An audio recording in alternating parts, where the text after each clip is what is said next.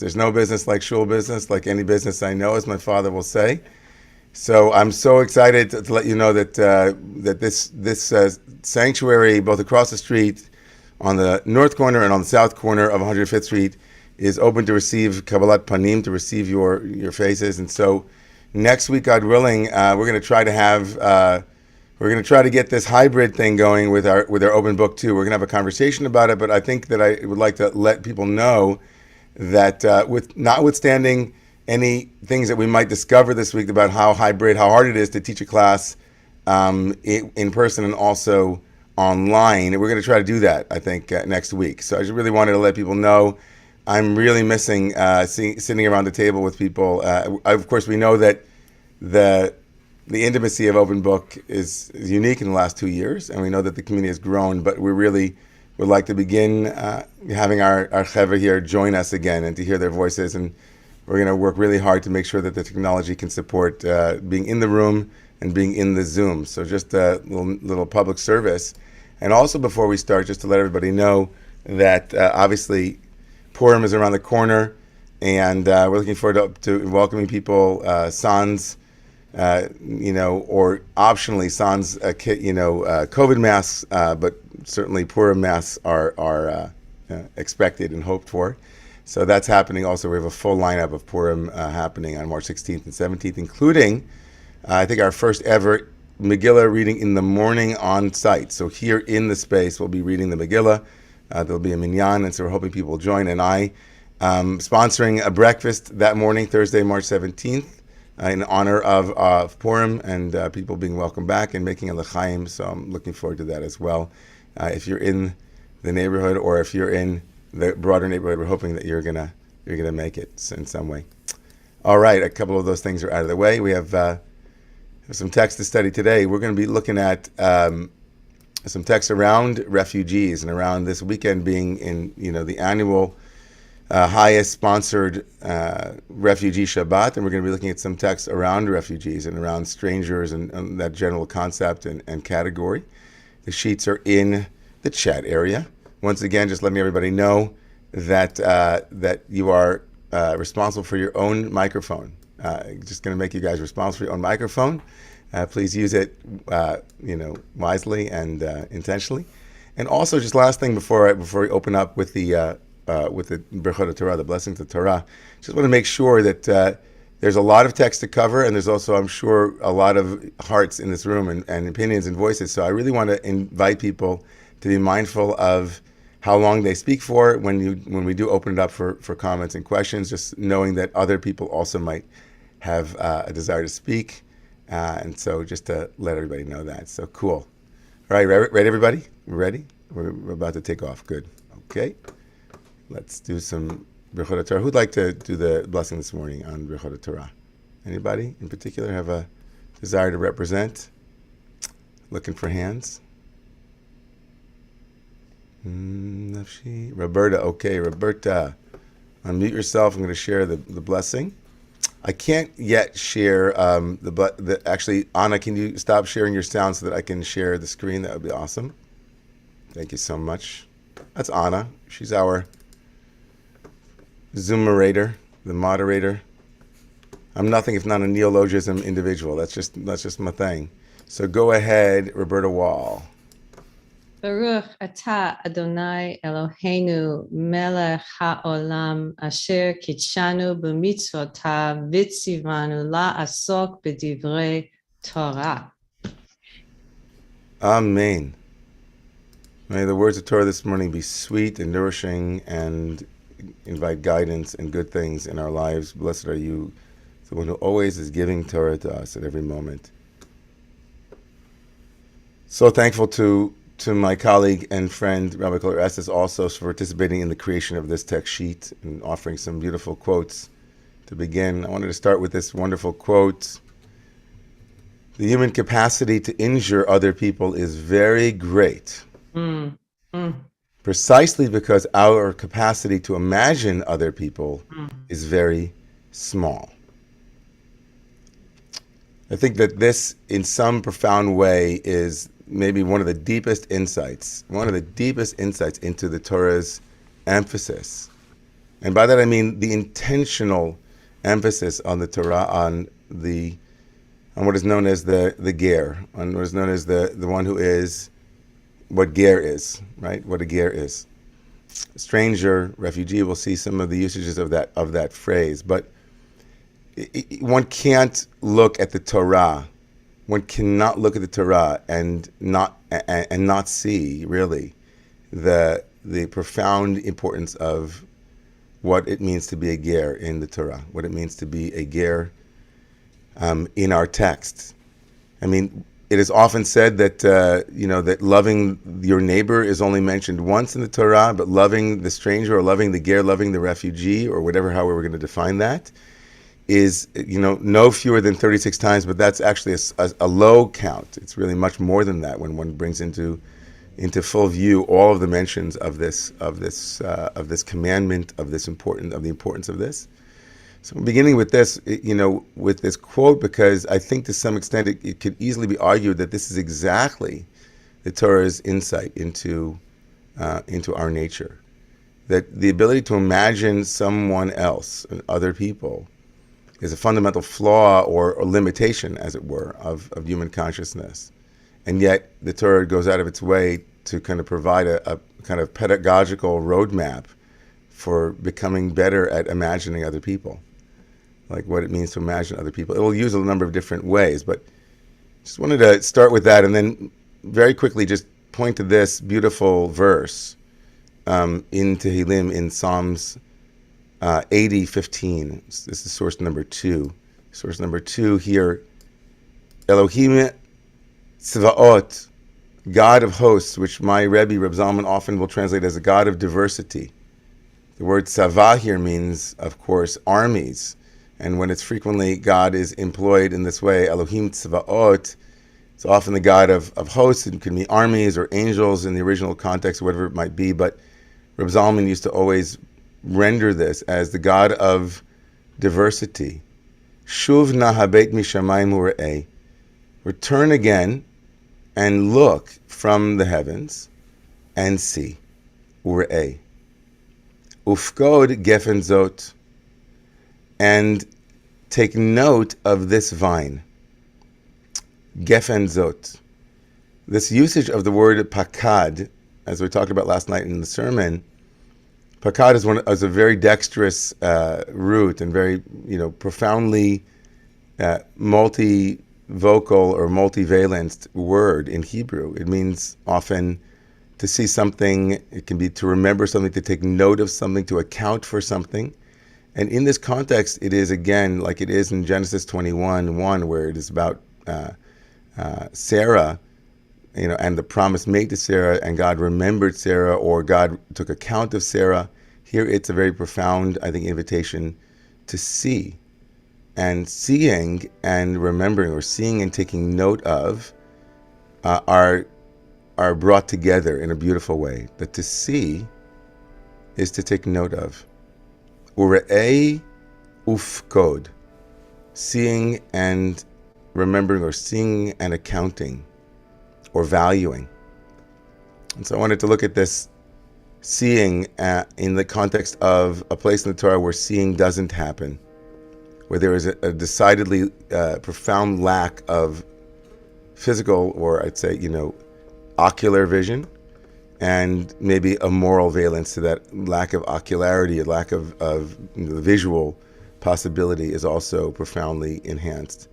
Source number 3, if maybe I can get someone to read in the English. Anybody want to read in the English? Readers? I'd like to hear Ronnie Sharfman's voice. Is that okay, Ronnie? I was just going to say, I'm glad to do it. Shabbat Shalom, everybody. Anna, could you just make it a little bit bigger, please? I'll make it bigger. I got it. Thank you. Excuse me, I think the link is a different source than what is being shared. FYI. Very possible. Let me go back and fix that. Thank you. Was that Jay? Not a different link, but we're having trouble seeing what it is. There's some kind of problem with something. with something. Maybe it's not. For me, actually, I got the link, but it's the same. It's some different text. It's the same title, but some like the Psalm text isn't there, and some of the texts are different. I Okay, see. I'm sending the PDF again, so the PDF is correct, everyone. And I'll fix the. I'm going to fix the link. 1 second. Let me fix the link for a second. Let me do everything. I'm going to also play. I have a harmonica here, and I have a drum on my foot. I'm going to do everything. 1 second. Also, when I tried to download the PDF, it was flawed. My Adobe wouldn't read it. Mine as well. Yes. That's an ongoing issue. Oh, okay. So I think I gave. 1 second. I gave you guys I gave the wrong. I think it's the wrong text. There you go. Very possible. Let me try to do this again. And here we go. Let's try this one. All right. Let me know how that works for you guys, and good luck with the PDF. That's all I can say. Good luck. Okay. Go ahead, Ronnie. I made it a little bit bigger. Can you see it? Yes, fine. Thank Awesome. you. Okay. Shalom. Shabbat shalom lach. The breath of life said to Moshe, stretch out your hand over the heavens and let there be darkness over the land of Egypt. They will feel the darkness. Moshe stretched out his hand over the heavens, and there was thick darkness throughout all the land of Egypt. For 3 days, a man could not see his brother, and a man could not arise from his spot for 3 days.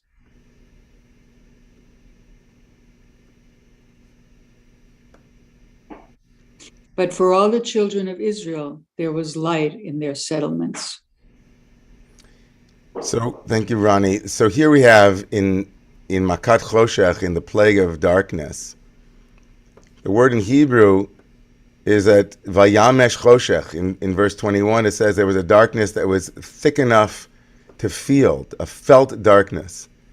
And then in verse 23, we don't have the verse numbers, I'm sorry, in the English, but in verse 23, Lo ra'u ish et achiv. There was, for 3 days, a brother, they couldn't see each other. Lo ra'u, there wasn't vision. It was impossible to see one another. And they didn't get up. There wasn't connection. And so on that, the Sforno writes, source number 4. Thank you, Ronnie. Marilyn Bronson, can you read source number 4? They will feel the darkness. Yes, they will feel the darkness. In general, darkness is not a substance that can be felt. It is merely the absence of light. That is why light has the ability to banish darkness. However, the darkness in Egypt was a separate entity, one that was tangible. The darkness was felt, thus no light was able to banish it. Thank you. Kilohi speak leze or ner avuka. It wasn't enough just to light a candle. It was so thick. But the Even HaEzel writes not only about this, right? Not about the physical darkness, which is emphasized by Sforno, right? Oh, there was a thick darkness. The Even HaEzel moves into, I don't know if David Kurtz, if you can read number 5. The Even HaEzel, I don't know if it's possible. Can you see it? I don't know. Speaking of seeing, can you see it? Yeah, great. A man could not see his brother. Even HaEzel moves from the physical darkness here to a moral valence around the darkness. A man could not see his brother, and a man could not arise from his spot for 3 days. The greatest darkness is when a person does not see his fellow, or does not participate in the distress of others. A man could not see his brother. They did not feel the other's distress. Their senses were dull. A man could not rise from his spot. This is what our sages meant when they stated in Exodus Rabbah that the darkness was as thick as a golden dinar, a certain coin. Running after the golden dinar increases one's egocentrism, dulls his eyes, and makes it difficult for him to feel the distress of others. Thank you, David. I also like the sound effects behind. That was great. What a smart thing to do. That was really. I'm in Cartagena. Sorry. Oh, okay. There you go. Thank you for bringing that here. And then look at this remarkable text. This is just an absolutely remarkable text. Where the darkness in Egypt, in that makkah, in that plague, is intending actually, at least in the original meaning of the text, the darkness in Egypt is actually intended to distinguish between the Israelites and the Egyptians, right? And for all of Israel, there was light in their space. But for the Egyptians, there wasn't light. And here, the Even HaEzel, this particular commentator, actually broadens the meaning of this darkness and says, you know, the darkness wasn't actually, the darkness was that we didn't feel one another's distress. That's what it meant. And they couldn't see one another meant that almost the exact opposite of what we traditionally understand the darkness plague to mean. It's like the fact that we couldn't get up from our homes was itself an indication of our moral turpitude, our absolute, the closing of the pores of our moral apertures. Like we couldn't actually sense one another. We had become dull to one another's distress and pain. And this, he says, is the meaning where it says in Shemot Rabbah, in Exodus Rabbah, that the sages, that the thickness of and the darkness of that makkah, of that plague, was like, it was as thick as a golden dinar, like as thick as money. What does it mean, the thickness of money? So it could have meant like the thickness of an object, right? But he said, no, it was the thickness of the moral egocentrism that has people running after money, which increases their selfishness, that they only care about their possessions, they only care about them, they only care about what their commodified time is. And so they only think about the product, they think about he uses that midrash to speak to some kind of parallelism between a moral desensitizing and a kind of maybe capitalism, maybe a certain kind of capitalism, or maybe a certain kind of increased, right, self-interest, right? What's the bottom line? What's the bottom dollar? You know, will this impact me and my pocket, right?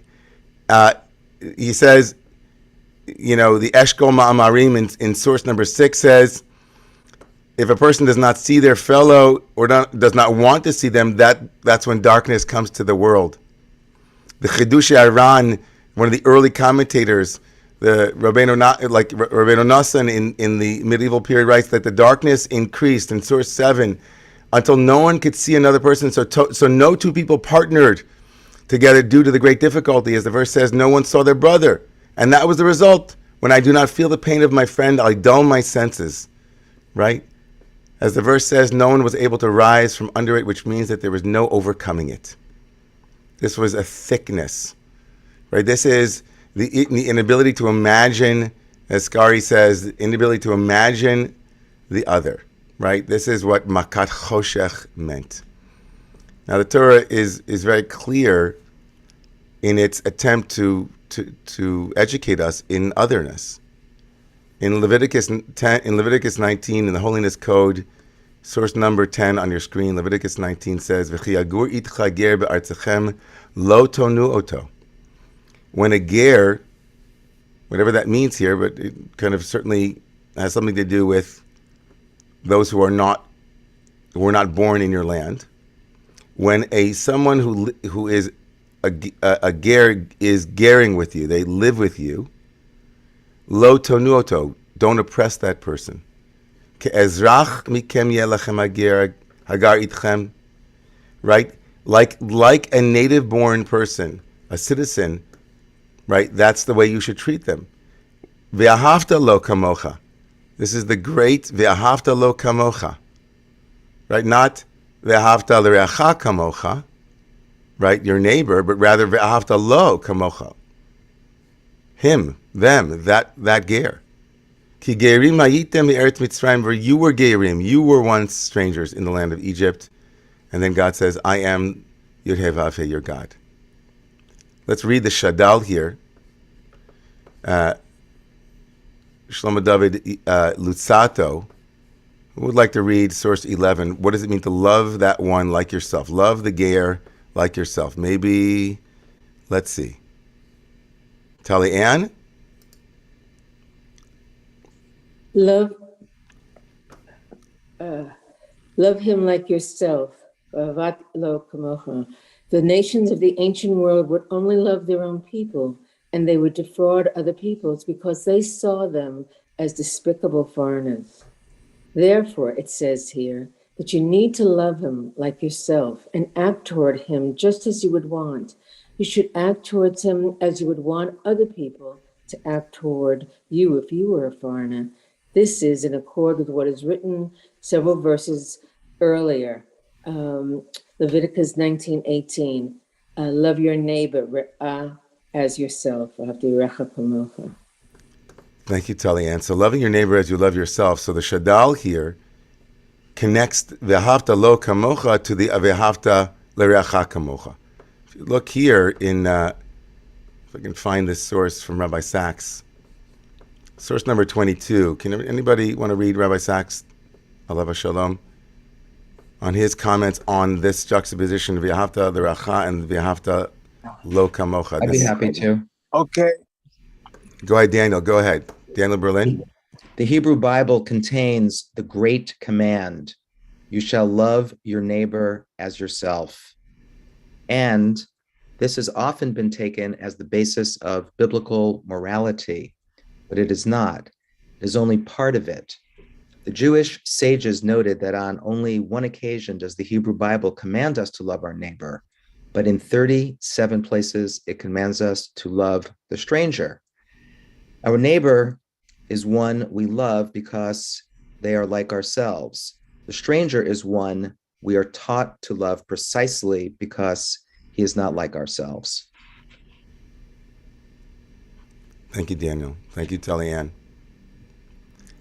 This gerim, right? This ger, if you look back at source number 13 now, you were once strangers. So Torah invites a kind of empathy or knowing or imagining the other by actually saying that they are not other, right? Where Rabbi Sachs points out, of course, that they are other, that part of a biblical morality and maybe our own, obviously, is love that is commanded both for the one whom we are like and especially for the one whom we are not like. I mean, it also raises the question, why do we have to be commanded to love our neighbor, given that they're like us? And the natural inclination is to love the like, those who are similar to us. There's a kind of similitude that is naturally predisposed us to love them. So why do we need a commandment in both of these instances? Makes more of a sense to say you will naturally love your neighbor like yourself, but lest when you're not naturally predisposed to loving, I'm going to command you. But nonetheless, these are the two cornerstones of our morality code, as it were, according to Rabbi Sachs. But rooted in the not knowing the other is also a kind of empathy because you were there, right? You were once like them. You might not be like them at this moment, but you might not be like them in many other degrees. But there is a core humanity that you share, a core common experience, which is at the root of this 37 mentions of the ger. So if anybody wants to read number 13 Rashi here, the Torah says, right, you were once gerim, you were once strangers. Who would like to read this as a kind of deepening of that piece? Anyone? Okay, Shelley, go ahead.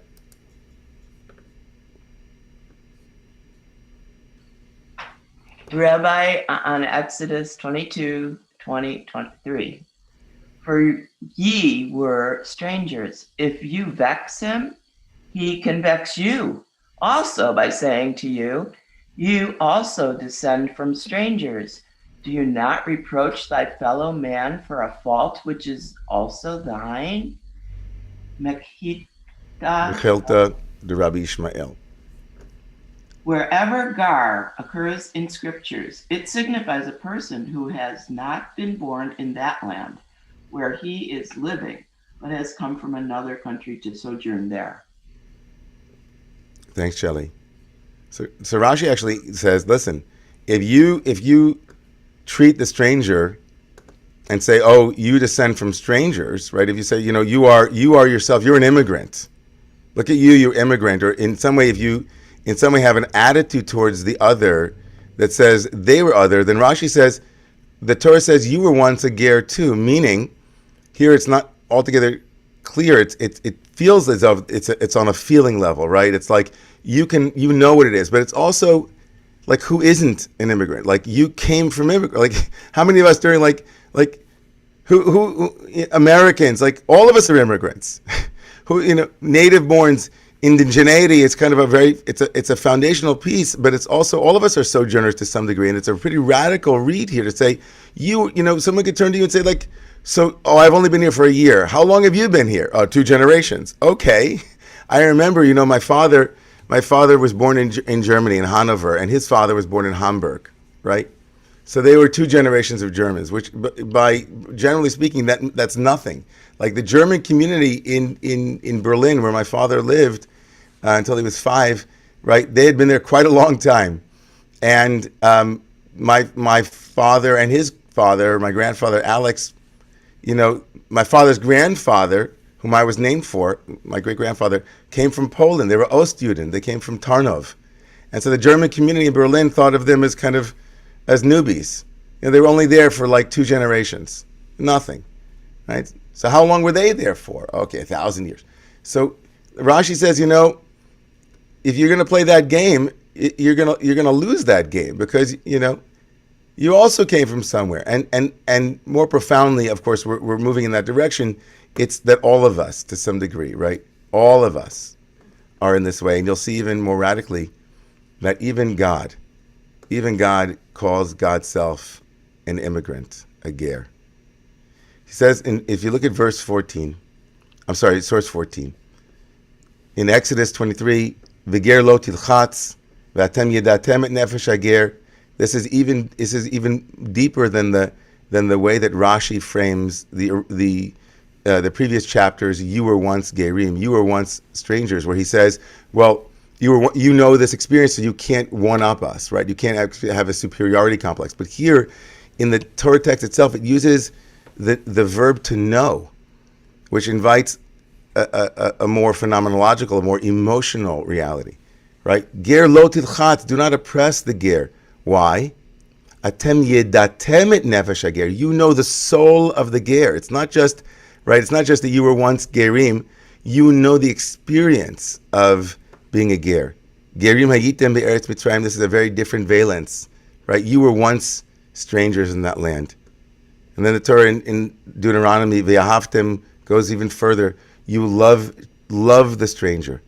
Again, ki gerim hayitem be'eretz Mitzrayim, this phrase, because you were once strangers, over and over again. This is the pedagogy of imagining the other, right? Even when it comes to hating, right? Do not hate the Edomite. Lo tita'ev adomi ki achicho, he's your brother, they're your brothers. Lo tita'ev mitzri, here it's even more strong. Like, don't treat the Egyptians in a way that is hateful. You were once a ger in their land. You knew what it was like, right? Now, I'm going to stop in a second here and take some comments, but obviously this becomes deeply, deeply embedded in seeing ourselves as refugees from Egypt. And the Seder night, as much as it is the Passover Seder, as much as it celebrates liberation and the possibility of freedom, also invites an experiential journey into the heart of remembering and feeling what it was like to be on the run, to be homeless, to be in between, to be a ger. And that's, of course, at the heart of the Passover Seder is an embodied experience of that invitation to know strangeness and to experience that in our own way. There are more sources here that I'd like to explore, but I'm going to stop here for about 10 minutes, and that'll give us a final 15 minutes. Go ahead if there are hands inviting you to be brief. Thank you. Nehemiah. Shabbat Shalom. Shabbat Shalom. The source, we are all, including myself, racist. Because the moment we lose unity, awareness, we see somebody else and we compare and we subconsciously become also racist. Myself included. The Germans, I given a shout to them, did such a great tikkun, fixing, because I was in Berlin with the refugees, and they treated them so well, and they definitely did it because of the guilt of what they've done before. Mm-hmm. However, now, we treat so beautifully, so much better, the people from Ukraine, because of one simple reason, because they look like us. We don't treat the Muslim all over the world the same because they look less like us. So I wish one day that we'll treat the people, the refugees from Ukraine, which I'm happy that we do, and the refugees from the Middle East, the same. Dibarti. Amen. Thank you, Nehemiah. Amen. Richard Hussein. Just to build a little on what Nehemiah just said, he's absolutely right. I think my and Elizabeth's reactions to what's going on in Ukraine were very different than our reactions to this similar devastation in Syria and what happened in Afghanistan. That we both have ancestors that come from Ukraine or the area of Moldova, and there's sort of a gut reaction to what's happening there that we did not feel with Afghanistan and Syria. And we have talked about the perversity of those difference in reactions given the nature of the devastation. And I think that's probably true of many in this audience, and that it's something we should all think about. Yeah, I would also argue, though, that this happened, of course, in 2014 as well. And this happened, in Serbia and Croatia. And I don't think our response was nearly the same as it is now either. And so I think that it begs the question, what makes this time different? Manishtana this time. I certainly know, and I was about to share a text from Rabbi Jonathan Sachs in 2000, of course, when the refugee crisis that happened in Syria. And so there's a text in here where he writes, "You would have to be less than human to not to be moved by the images of the refugees crisis threatening to overwhelm Europe. Scenes in Budapest, the 71 bodies found in the abandoned lorry in Austria, 200 people drowned when their boat capsized off the coast in Libya, and most heartbreaking of all, the body of 3-year-old Elan Kurdi, the lifeless little boy on a Turkish shore, image that will linger along in the mind as a symbol of world gone mad. This is the greatest humanitarian challenge faced by Europe in decades, and Angela Merkel was not wrong when she said, if Europe fails on the question of refugees, its close connection with universal civil rights will be destroyed." And he writes, "I used to think that the most important line in the Bible was love your neighbor as yourself, and then I realized that it's easy to love your neighbor because they are actually quite like yourself. What's hard to love is the stranger, one whose color or culture or creed is different than yours." And so he writes, ultimately wars cannot be won by weapons. That cannot be won by weapons can sometimes be won by the sheer power of acts of humanitarian generosity. And I think that, the tipping point perhaps at this moment towards refugees, in many ways, it's hard, I imagine there are so many variables that it's not only because of the notion of otherness and racism that both you and Nehemiah are pointing out. And I've read quite a bit in the last couple of days about this very thing. And I think it's slightly reductive to say that that's the single thing that divides the world response to Ukraine right now versus the world's response to Syria and to other, or Afghanistan, for example. So I think, though the point is well taken, and I lift it up as well as something to look at, I think, for all of us to take a look at. And so I thank you for that. Thomas. Hi, can you hear me? Yes. Just a quick question from a psychoanalytical perspective. Maybe it's often easier to access one's own self-contempt, self-disparagement, self-hate than one's own self-love.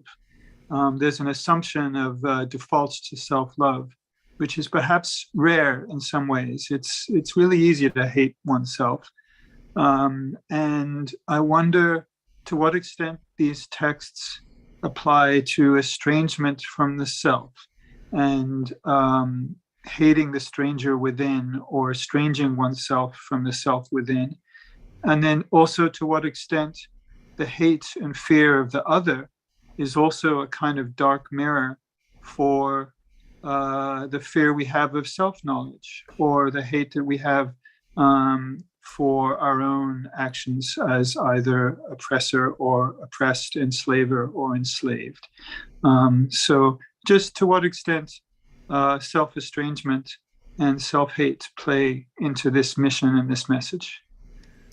So I think that, again, I think it's a broader conversation. I think that obviously I'm not an expert in psychoanalysis, and obviously I've thought about this quite a bit, but I can only, as a layperson, say that there's no doubt that later Jewish sources see loving the neighbor as much as not that easy, actually, because one is likely to project onto the neighbor all of your own imperfections. Kol posel b'mumo posel is the general principle. When you disqualify someone else, it's usually your own disqualification projected externally and outwardly. Right. And so I think that the charge to both own shadow and to be wary of the ways in which our own internal landscape will also become the one that we see in the world is something I think that's profoundly a part of the Jewish tradition.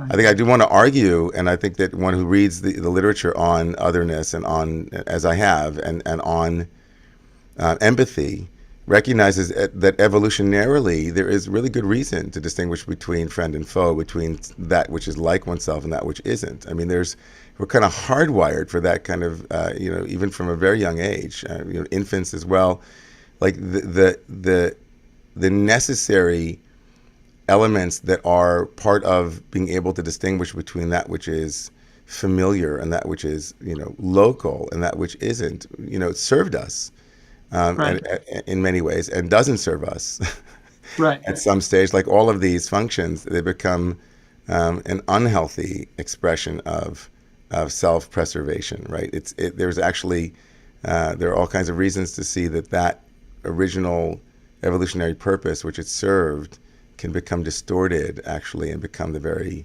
source of our demise, which I think you're pointing to too here, which is that one's own unacknowledged self-hatred can become that which one receives and sees in the world as well. So I think that's there. We have a lot of hands here, so I think we're going to just acknowledge that we might not make it back to the text for a while. So I just still want to invite people to be brief. Thank you, Roberta, Marilyn, and then Paul. Go ahead, Roberta. And ditto for what everyone's been sharing. I'm also finding hopefulness in the possibility, or let's say faith, trust in Torah, in the possibility of us showing up differently. And I'm thinking of the Mishkan, this cloud of darkness that fills the Mishkan. That is the darkness, right? That's carrying love, trust, connection in our midst. So the whole teaching that you gave before just now, David, that it sounds to me that Torah, like all mindfulness practices, is saying the remedy is when we look deeply, right? We will see the universal. When we look deeply, when we find for ourselves the light that could illuminate our own darkness, when we find that, and Torah is saying, and build that in your midst, that then when we do have access to seeing through the darkness, which is what the plague didn't have, what will we see? We will see that we are them, they are us. So I'm trying to really look for ways that these wisdom texts are showing us. We're not doomed. Right. So again, so I just want to say there are 8 people with their hands up, and if everybody takes 1 minute, we still might not end on time. So I just want to invite 1 minute of reflection so that everybody gets a chance to speak. And so I just want to respond to what Roberta is bringing here, which is really beautiful. The end of the Torah today, the end of the book of Exodus, will end with God with a cloud descending on the Mishkan, on the tabernacle, and the cloud itself is not actually obfuscating, although it makes it difficult for Moshe to enter the space. It becomes also a pillar that directs them. And in that similar vein, the dark cloud also that descends on Sinai also is a place where revelation takes place. And so there's a way of, our sages say that we see through the darkest part of the eye is where vision happens. And so being able to see in the dark and being able to find guidance through the Torah, in this way is also a deep inquiry into the heart of what we might not know, which is the other or might not. I just want to lift up that there are 2 quotes from Jonathan Sacks that are in the source sheets that you have. One of them focuses on the love of the Torah's commandment to love the stranger, but davka specifically because that's not the most natural form of human conditioning. And in a completely different text that I read last night, where he talks actually about the second point which we made before, which is that you know the nefesh, you know the soul of the ger, of the stranger. He says, makes exactly the opposite point, which is that if you look deeply enough at the stranger is you. Right? These are actually not the same perspective, even though they come from a deep inquiry. And they there is a point where even when you don't find similarity, you are to respect and honor that which is not similar to you. And then upon a deeper reflection, he writes, I made you into the world's archetypal stranger so that you would fight for the rights of strangers, for your own and those of others, wherever they are, whomever they are, whatever the color of their skin or the nature of their culture, because though they are not made in your image, God says, they are nonetheless in mine. And then he says something, there is only one reply strong enough to answer the question, why should I not hate the stranger? And then he writes, this is Rabbi Sachs, because the stranger is me. Now, obviously it doesn't mean that stranger is me means like we're exactly alike, but he means to say that the deepest inquiry is that that as humans we share this deep structure, and that looking into it deeply we find that, Okay, so those points. Marilyn, Paul, and Sandy. Go ahead, Marilyn. Okay, well, Rabbi, I love that you brought up about being hardwired about the foe, because what I loved in one of the quotes, you bringing in the plagues, the darkness, is that it actually, in all the 10 plagues, create an us and them. Like, what's so interesting is that, we can see and you can't.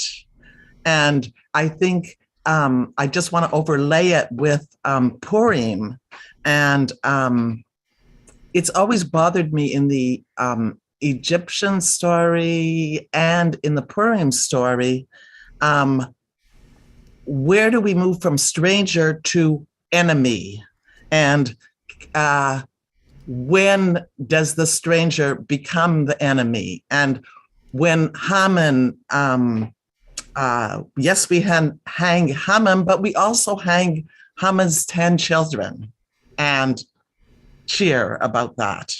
So there's that line. And just the last thing is that one of the whole links of Purim is misplaced compassion, that they should have killed the Amaleks a long time ago and finished them off. So anyways, I'm just bringing this in with the edge. Sometimes it's not that obvious when stranger, enemy, like what is that? How do you distinguish that? And do you love your enemy? Yeah, so we did a text that I mentioned this text last week, the Yaakov Yosef of Polinoia, the main student of the Baal Shem Tov, the main student, the one who was responsible for writing down the sayings of the Baal Shem Tov, the first Hasidic book, writes that when you look that the verse in the Song of the Sea, Amar Oyev Erdof Asiga Chalek Shalal, that the enemy said, I will run after them and I will catch up to them and I will split the booty, the shalal, that the Baal Shem Tov said that when the reason why it appears in the middle of the song and not in the beginning, where it would be chronologically more accurate, is because the essence of all of our singing is to look back at the Oyev, at the enemy, and see the Ahuv, and see the beloved there. Now, I think that ethic, which some would say is maybe is Christological, your enemy, like the transformation of the enemy to the beloved, happening on the level of the mind, that's almost a privileged stance when you're not being bombarded by a megalomaniac who's pointing rockets at you, and women and children are humans are just So I think the Torah balances the reality of physical assault and physical danger with an ultimate aspirational utopic mind that would itself see that in each and every human heart there is the possibility of redemption and transformation. And the Torah doesn't give up on that, ultimately. Right? I know the earlier stages of the Torah's evolution does, right? Certain Amalekites and so on, but later evolutions of our tradition say that that's it's not a particular people, and every human has the possibility of transformation. And so I think that we try to balance those two realities, right, at all times. And certainly the Purim story is a very troubling story to read in that sense, but it's also a very honest and real human story about the fantasy of being able to have power as well. So I just want to end there. There's a lot to talk about with Purim. But Paul, thank you, Marilyn. Paul, Sandy, and Sarah, go ahead. Shabbat Shalom. Shabbat Shalom. Honestly, I want to echo what Marilyn just said, that there is, to me, a deep tension between the covenant, the children of Israel occupying the land under the promise of God. It is easier to love the stranger or to accept the stranger when one is the dominant party in a relationship or in a piece of property than begging for acceptance from the occupant of the property. That's it. Yeah, so I hear that tension. That's certainly an accurate tension I think, as far as I know, everywhere. I think that when the Torah says Ka'ezrach v'chager, like the Torah first acknowledges that there is such a thing as those who live indigenously or those who are citizens for whatever reasons, and those who are coming from the outside. The Torah even gives them different names, which already by naming them differently distinguishes between them, right? And there is an acceptance and admittance of that distinction. And then it says treat them the same. But at that very moment, that itself, that nomenclature itself is structurally, setting in place that one will have a different way of relating, right? And so just naming that, I think, is something true, Paul. I think it is certainly true, and we're not there yet anywhere. I don't think anywhere we're there. We're trying, I think, in certain contexts. Sandy, go ahead. Thank you for that point, Paul.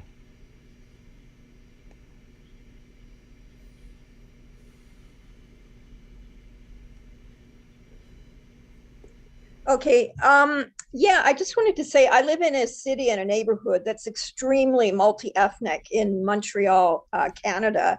And I just feel that in this particular case, because there's so many refugees and immigrants living in this area, that the categories of stranger and neighbor have basically been blended into one. They are no longer separate. And, I have had the opportunity in this case to be confronted with a lot of preconceived notions that I've had about various people and various categories of people and whatnot.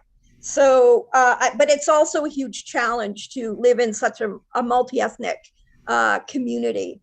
But that's just my point, is that, I think it's a very interesting concept of with refugees and immigrants coming into different places, that those notions of stranger and neighbor are now blending into one. And how do we deal with that when the stranger is living next door? Yeah, I think that tension is that's a well named. I think that that's certainly at the heart of a lot of conversation about universality and particularism and how we hold distinction in a dignified way without, like, at what level does distinction become strange? Like, what is how do we hold this beautiful multi-ethnic reality without erasing differences that are vital? That's it's a big question, isn't it? And it doesn't seem to go away at any point, but navigating it is really complicated. Sarah, go ahead. Thank you, Sandy. Echoing again the Amalek question, because we were told at some points to destroy them completely, and that doesn't sit well with me.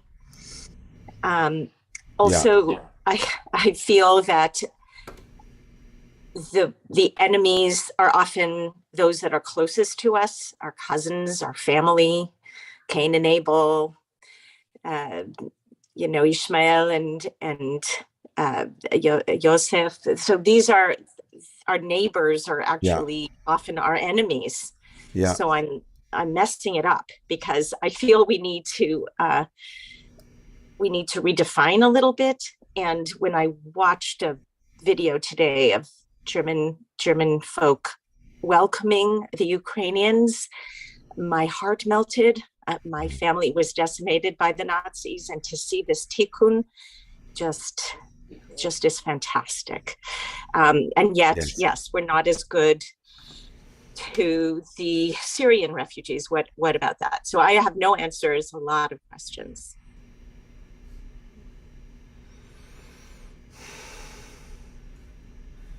Yeah, thank you for that. Ilana, go ahead. Shabbat Shalom. I wanted to offer a little bit of maybe a hope in answer to some of those questions about what it is. I mean, I somebody asked me, where are you from? Like, where are your people from? And I was like, well, like I'm from New York, we're from New York, but I think you're asking, like, what's my ethnicity? How did we come up with the names for our children? I think you're asking something else. And that I think what's been really shown in the last couple weeks with Ukraine is just that as a Jewish people, we're from all over, and that universality. And I think as like a child, people would ask me, where are you from? I'm from my parents. And maybe a more universal vision is I'm from God, or I'm from something more connected. And my people happen to be sojourning or living in these places, and that's influenced me too. And so I have a particular story, but I have a universal place to connect with. And I think that if we're feeling moved right now to respond to refugees in Ukraine, and I think there's a lot of beautiful tikkuns happening and healing happening with a different story, like it's a familiar story with the potential for a very different ending. Yeah, I want to read this piece that you just brought up. It's source number 24. It's on actually the Yalkut Shimoni is one of the midrashim, but it's also there's the same midrash is found on this week's Torah portion Parshat Pekudei, as we began the study this morning with the notion of pakad, to remember. And so Tanya Idach, the midrash says that God says, "Let us make humans." Right? It says one of the more difficult and challenging verses in the Torah. It's in the plural, Na'asa Adam in the plural, chapter 1, verse 27. Amra lefanav. The Torah says that God says, the Rebbeinu Shalom to God. God says to the Torah, let's make, in other words, the we there is God saying to the Torah, let's make humans, meaning me and the Torah, let's make humans together, humanity. And the Torah replies, this human being will be short of days, full of conflict, and fall into the hands of sin. And even if you're patient with it, it will be as if it never came into the world. And God says, no, to the Torah. God replies and says, is it for nothing that I'm called slow to anger and full of compassion? Right? You're talking to the most compassionate and patient, being. God gathered the dust of the first human from all four corners of the world, red, black, white, and green. Red is the blood, black is the entrails, and the green for the body, the different colors. Why? From the four corners of the earth. So that if one comes from the east to the west and arrives at the end of her life, as she nears departing from the world, the land will not say to her, the dust of your body isn't mine. Go back to where you were created. Rather, every place a person goes, a part of them is from there, and a part of them is returning there.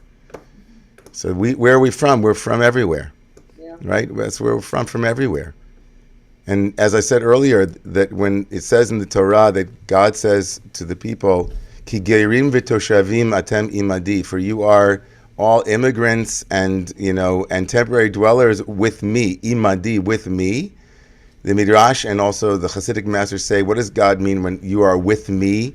Literally, it means you are, as far as I'm concerned, you are all, you're all sojourners on my property, God says. It's mine, not yours.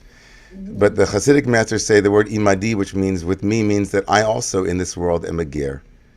I am also, God says, looking for a home.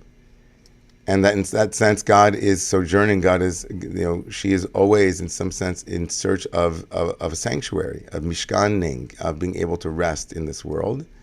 And that's the deepest truth, is that when we act with, as our friend Thomas has pointed out at many moments, about hospitality and to be a host, right? And that in some profound way, host, it's all, a guest and a host. It's, this thing, it flips around, right? God says, Ki gerim v'toshavim atem imadi, right? So go ahead, Ronnie. We're going to go a little bit over here. That's why we have this extra time. So go ahead, Ronnie. I'm going to take a couple more hands. I can't get to everybody before I have to go and lead Tefillah this morning, but go ahead, Ronnie. Thank you. Good Shabbos. Shabbos. Please allow me a personal anecdote. I'll try and be quick. I'm having physical therapy right now after surgery, and the physical therapist who comes to the house is named Samir, and he has a very heavy Arabic accent.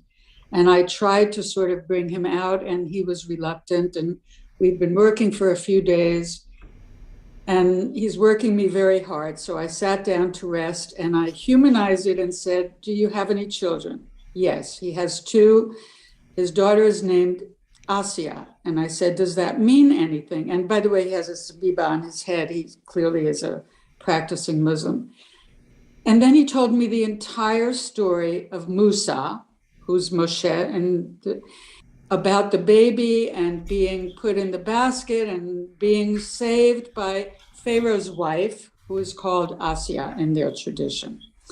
And then I didn't say anything, but then he taught me how to go up the stairs. And on the top of the steps in our house is a photograph from a young Algerian photographer friend about a little girl on her father's shoulders at the beginning of the Arab Spring in Syria, with a banner in Arabic that says, God will help us to victory. He lost it at that point. Told me his whole life story, that he had fought in Tahrir Square in Cairo, that he brought his family out of Egypt 2 years ago so that he could be free. And when we came back downstairs, he said to me, I am talking to you from my heart. I never talk from my heart. You are like my big sister.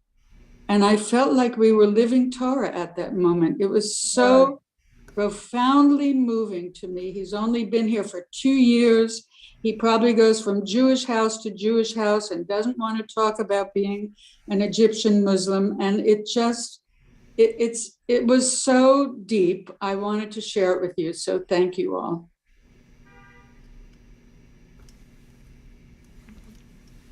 Thank you for that story. Nothing like a story like that. That's really... All right, so okay, two more, and then go ahead, Jill. I want to hear everybody, but go ahead, Jill. Hi, sorry I'm not on video, everybody. Shabbat Shalom. Yeah, I just wanted to say briefly, and yeah, thank you for that story. That was amazing. It sounds like you were prepared for that very moment. We never know what's in our house and what's in our heart, and when that's all going to come together. But anyway, Jill, please, yes. Yeah. So I'm sorry. So my point is, I feel like a stranger looking at Ukraine and Russia because, on my mother's side, grew up with all kinds of terrible things that, happened from the Russians against the Jewish people. And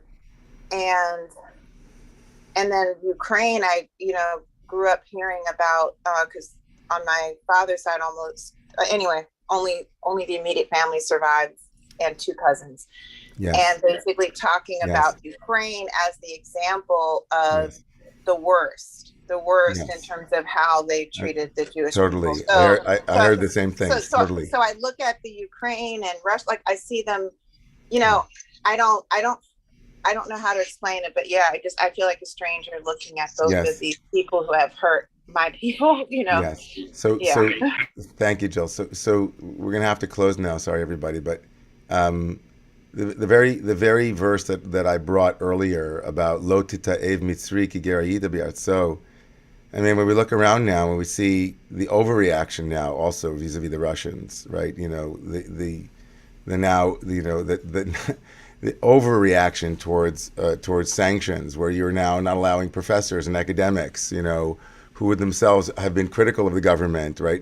That's, lo tita'e mitzri ki gereit be'artzo. It's, we should be inviting, instead of excluding them, we should be inviting them to come over, drain in some sense, it's such an overreaction to tennis players. And I mean, this is kind of an extreme sanctions that is now kind of a collective punishment against the entirety of all Russian influence. It's so absurd, frankly, on some level. And certainly, though, I can certainly appreciate, right, the inner place that you're speaking to, Jill, where you even hear the word Ukraine. How many of us even really realize that, that the president of the Ukraine is Jewish, and that, how many of us even realize that the prime minister before him was also Jewish, like that it's not the same generation as the generation of the Shoah. And it's certainly natural for that to arise in the heart mind and to name that strangeness as you have done, Jill, and to see that. And I think that last night's poem by Rabbi James Stone Goodman, I don't know if you can get a handle on it, we can maybe try to circulate it, really spoke to that acknowledgement of that initial, wall that comes up around our empathetic capacities in this instance. I just wanted to say, that this last quote that I wanted to share with you, and again, thanks to Rabbi Diane, to Rabbi Kohler Esses for this very beautiful. Some of these quotes are really stunning. And this last one I wanted we began with a quote from Elaine Scarry about the inability to imagine. Our capacity for injure is great precisely because our capacity to imagine the other is very small. And here Grace Paley writes, until the end of strangeness. By harm, she meant not only personal injury to the friend, the lover, the co-worker, the parent, the city, the nation, but also the stranger. She meant particularly the stranger in all her or his or their difference, who, because we were strangers in Egypt, deserves special goodness for life, or at least until the end of strangeness. To imagine an end to strangeness. I don't know. But when I was sitting with Rabbi Kohler Esses this week, and I told her that my friend Ohad Ezrachi, who was named by the name Ezrachi means citizen. Ezrach is a citizen. Ezrachi. He writes that in the Torah, nothing is worse than zar, that which is foreign. And the whole point of Torah is to turn zar into the same letters, which means strange, zar, into raz, which means mystery. Resh Zayin means mystery, right? And that which the end of strangeness is the invitation to mystery and to curiosity, like our friend Ronnie was pointing to. And I also want to hold that tension, because we heard a lot about tension between family and the end of strangeness. But I want to note that something before I leave, that in February, there are reports that just came out that in the month of February, anti-Semitic attacks and actions in America rose 400%. 400%. Now, I can send that to you all, and I just want to, I want to hold these two realities together as a community deeply dedicated to the particularism of the Jewish path and the universality of it at the same time. Is that let's be aware of how often we are othered, right? I think often in our group conversations we talk about how we other others. And I want to just be really mindful of the way that we as a collective of the Jewish people are continue to be remarkably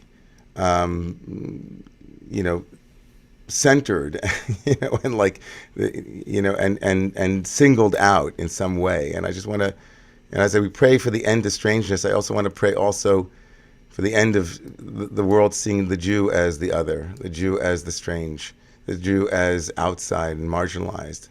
And collectively, this call of Grace Paley to lift up all humanity as coming from everywhere, right? And it's possible to hold all of that together. I'll leaving this wide open. I don't know what will happen next in this room. Sorry that I couldn't hear the insights from you, Kathy, Lynn, David, Aluma, but I am sending all of you love and hoping to see many of you, again, reminding you in person here in the sanctuary in the coming weeks. Shabbat Shalom, everyone. Shabbos.